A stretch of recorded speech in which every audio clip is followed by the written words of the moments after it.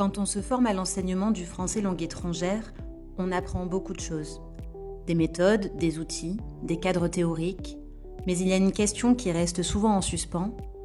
Qu'est-ce que ça veut dire concrètement, enseigner à des adultes en apprentissage du français ?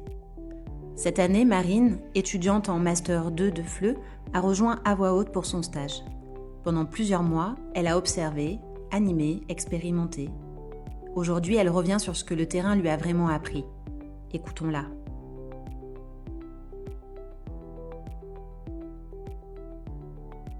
Donc, je m'appelle Marine, je suis étudiante à l'université d'Aix-Marseille et je fais cette année un Master 2 de didactique du FLE. Moi, j'ai découvert l'association À Voix Haute pour la première fois lors d'une journée des métiers du FLE à l'université. J'étais à ce moment-là en DU, en diplôme universitaire de FLE, parce que je viens d'une licence de droit et je souhaitais poursuivre mes études dans le FLE et j'étais obligée de faire un DU FLE. Et donc c'est à ce moment-là que j'ai découvert Elsa et Adèle de l'association notamment, et qui ont présenté l'enseignement du français aux adultes migrants et leur structure sur Marseille. Et ça m'a vachement donné envie, donc j'ai toujours gardé en tête un petit peu l'association À Voix Haute et Motamo. Et quand je me suis retrouvée en Master 1, Elsa était mon enseignante pour le cours d'adultes migrants. Et donc j'avais toujours cette envie de découvrir la structure À Voix Haute à Marseille. En entrant dans l'association À Voix Haute, moi je pensais découvrir des cours très ludiques, avec beaucoup de supports plutôt visuels et beaucoup de détournements de jeux ou de supports qu'on peut trouver dans le quotidien. Et je m'attendais vraiment à des ateliers très dynamiques et participatifs. Et c'est ce que j'ai trouvé en arrivant. Mais en plus de tout le côté ludique et dynamique, j'ai découvert plein de façons aussi de pouvoir travailler la langue avec des publics très débutants à l'oral. On peut ou pas alphabétiser et comment faire repérer des structures linguistiques, comment amener à mémoriser, à réinvestir aussi tout ce qui était vu et les points de langue. Et c'est quelque chose que je pense qui m'a manqué dans ma formation en master, vraiment le côté pratique et de pouvoir s'adapter à des publics, des groupes très hétérogènes au niveau de la scolarité, des rythmes, des besoins. Le premier atelier que j'ai beaucoup apprécié, c'était le cours d'oral 1, parce qu'il y avait beaucoup ce côté-là de visuel, de production orale, échangée, etc. Et je trouvais que c'était du coup très très dynamique et on s'appuyait vachement sur ce que les personnes produisaient pendant le cours. Et entre eux aussi, il y a vraiment une dynamique entre pairs. C'est vraiment des échanges où ils se corrigent et le formateur et la formatrice guident plutôt qu'elle intervient. Mais après, j'ai beaucoup aimé aussi le cours d'écrit 1, parce que pour le coup, c'est la première fois que j'observais un cours d'écrit. Et sinon, mon coup de cœur, c'est l'atelier démo à la scène. Et de toute façon, c'était un atelier aussi que je venais un peu chercher en venant à Voix Haute, parce que j'aime beaucoup tout ce qui est écriture créative, théâtre. Mais ça restait quelque chose quand même d'abstrait pour moi, comment on pouvait monter un projet d'écriture et de performance théâtrale, et comment on pouvait aussi travailler la langue tout en écrivant des textes et en jouant des pièces de théâtre, des textes. Enfin, je sais pas si je dirais que j'avais de l'expérience, mais plus par le fait que j'ai été dans une association, le contact en groupe, enfin parler en groupe et partager des activités ensemble. Du coup, je savais un peu comment mener, on va dire, le cours ou l'atelier, mais beaucoup de stress au début. Parce que forcément on se retrouve face à un groupe de 15 personnes qu'on connaît pas, ou que j'avais déjà rencontré avant, mais c'est pas pareil d'être en posture d'observatrice et d'un coup de se retrouver devant tout le monde. Alors du stress, mais en même temps, les activités que j'ai repris du coup dans les déroulés d'Avot, etc. C'est des activités qui me plaçaient pas quand même en face de la classe seule à déballer mon cours, mais je savais que je pouvais m'appuyer sur tout le monde et que c'est beaucoup des activités où c'est les personnes qui vont chercher avec les images sur le dialogue, qui vont faire des propositions, des suggestions. Du coup, il y avait un peu ce côté rassurant de la structure du cours où je me suis dit, ben, finalement, même si j'ai la posture là de formatrice en stage, que je suis au devant de la salle, finalement, en fait, pendant toute la séance, je vais plus guider et présenter les activités qu'on va faire plutôt que me retrouver seule devant tout le monde, qu'on m'écoute et qu'il y a vraiment un truc participatif. Et c'est un peu comme dans l'atelier des mots à la scène où je disais, c'est hyper impressionnant de se retrouver sur la scène, de jouer une scène. Et enfin, en tout cas, pour moi, je suis pas très à l'aise avec ça. Mais en même temps, je me dis, mais je suis pas autant stressée que je le pensais parce que je sais qu'il y a le groupe et que en fait, c'est toujours un truc où chacun, ben, on s'aide, il y a quelqu'un qui sait pas, on répond. Et même pendant les cours, de ce que j'ai pu observer et après expérimenter, quelqu'un pose une question, ben, c'est une personne du groupe qui va répondre et du coup, finalement, je pense qu'on intervient peu ou moins que peut-être dans d'autres contextes ou d'autres façons de faire ou d'appréhender les cours. Enfin, vraiment, il y a un côté hyper bienveillant. C'est quelque chose de normal, mais j'ai remarqué que ce soit dans les ateliers ou même avec moi, que quand il y a une demande, vous arrêtez ce que vous êtes en train de faire. Enfin, il y a vraiment un truc de ok, je t'écoute, je suis vraiment avec toi. Et je trouve que c'est très important et c'est hyper précieux. Et puis il y a un truc aussi où, enfin, moi dans mon stage, et je l'ai observé aussi dans les ateliers, où on est obligé à rien. Et c'est vraiment dans le respect du rythme de chacun. Il y a ça, mais il y a ces possibilités. Mais si tu veux pas le faire, si tu le sens pas, bah t'es pas obligé de le faire. Enfin, ouais. En tout cas, à votre, j'ai trouvé beaucoup d'écoute et de bienveillance, même si vous faites mille choses à la fois et qu'il y a autant, voire plus, parfois de travail qu'ailleurs.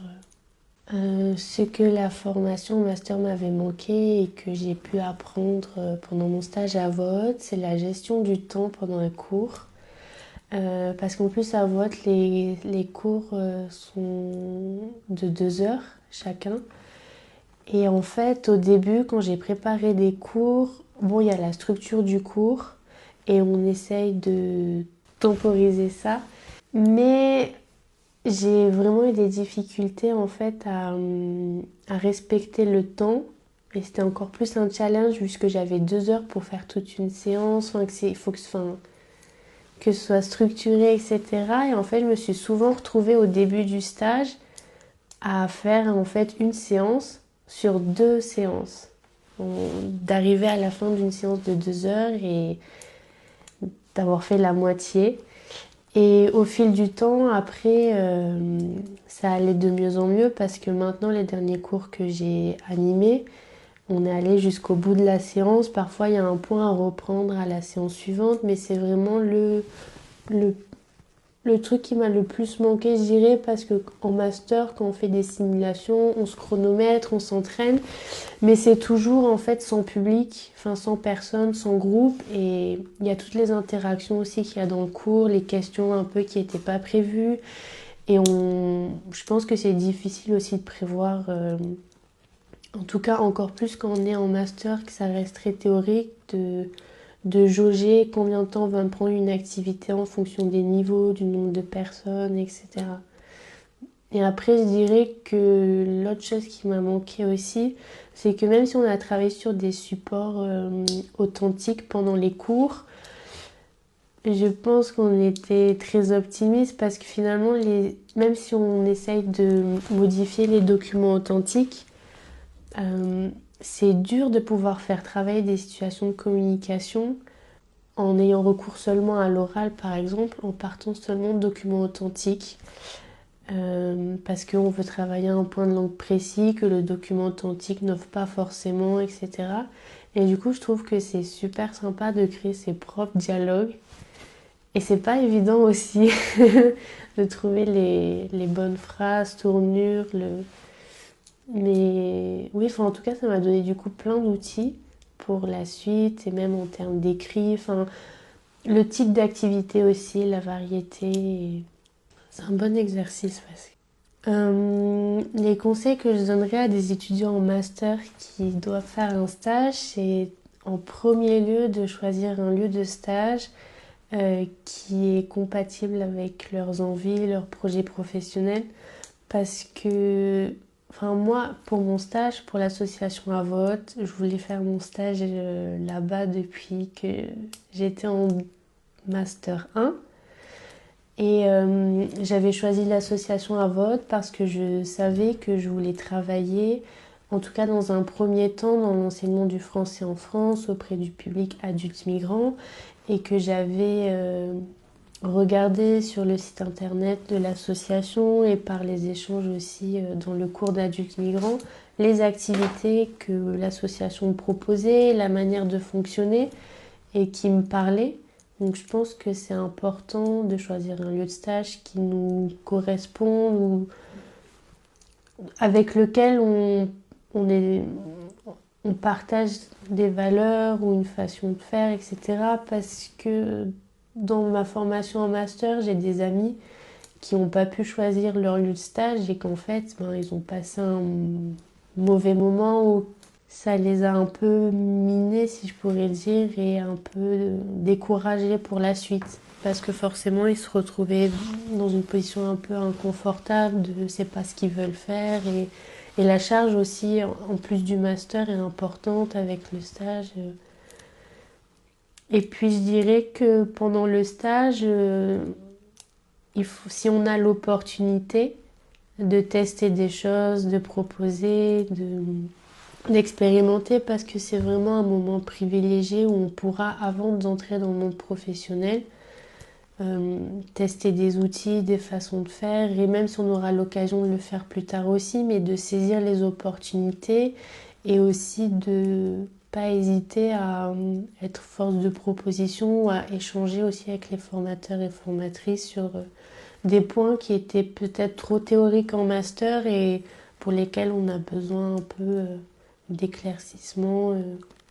Comment on fait, comment ça fonctionne, qu'est-ce que je peux faire, je veux faire telle activité, est-ce que tu as des conseils pour la formation en master? En tout cas pour moi, peut-être que ça dépendra aussi des formations de chacun, mais elle était assez prenante et assez intense, même si elle reste intéressante. Et je pense que le fait d'avoir été en stage toute l'année et avec l'association à voix haute, c'est ce qui m'a motivée aussi pendant toute l'année. Je dirais pas à tenir, mais il y a des moments où on est vraiment découragé face à la charge de travail. Et en plus, quand on fait une formation en distanciel, c'est dur de rester motivé, de rester concentré parce qu'il n'y a plus toute la classe avec nous, il n'y a plus l'effet de groupe où on s'entraîne les uns les autres, même si on continue à le faire à distanciel, mais non, le stage, c'était vraiment, ça m'a fait plaisir de venir, de faire autre chose, de penser à autre chose. Et puis c'est un apport théorique qui est très enrichissant. Ouais, moi, en tout cas, cette année, je me suis éclatée. J'ai trop aimé le stage. Merci Marine. Merci Elsa.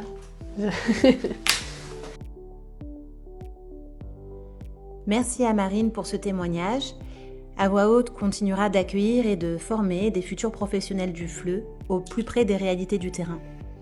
Mais il y a quelque chose que le témoignage de Marine rappelle, c'est que enseigner, c'est pas simplement transmettre.